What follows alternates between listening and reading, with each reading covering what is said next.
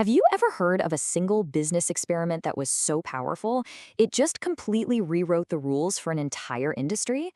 Well, today we're going to dive into a legendary strategy, a true masterstroke that let one company grab a massive piece of a super competitive market. 42%. Seriously, just let that number sink in for a second. How in the world does one brand with just one product manage to capture almost half of an entire market? I mean, it sounds pretty much impossible, right?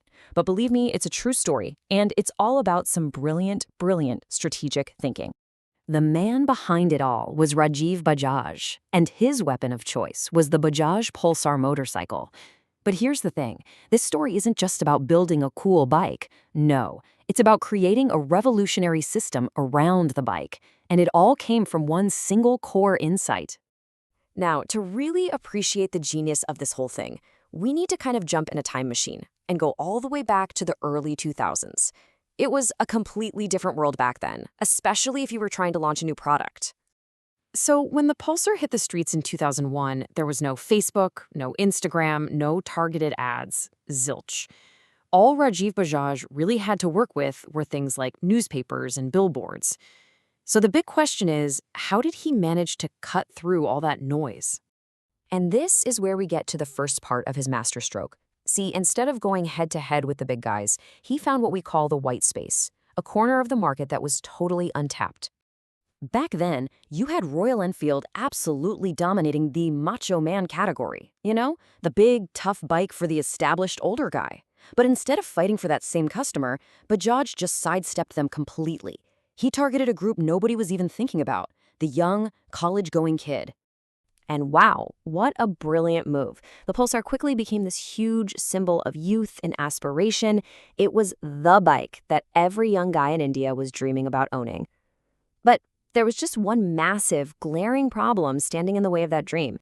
Right, Bajaj had created this incredible desire, but his target customer had no money. We're talking about college students here. They're not exactly rolling in cash. For most companies, this would have been a dead end.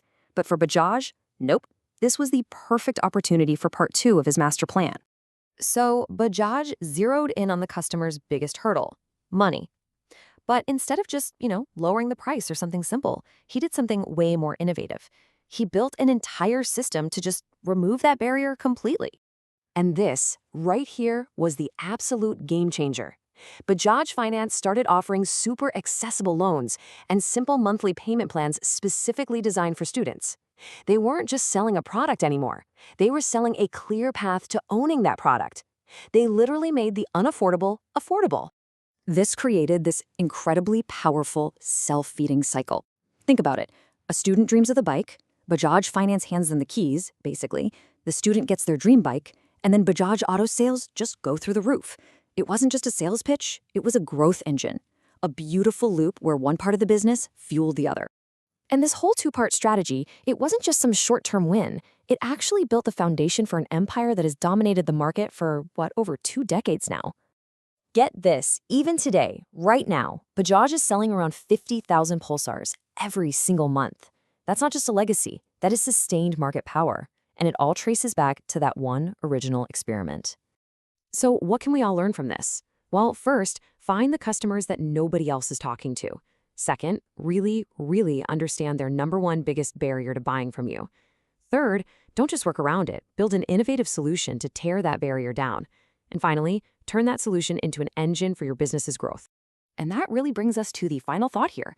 The Bajaj story proves that sometimes the biggest opportunities aren't in making a new product, but in creating a whole new way for people to get it. So the question I'll leave you with is this. What's the invisible barrier that's holding your customers back? And what genius solution can you build to completely demolish it?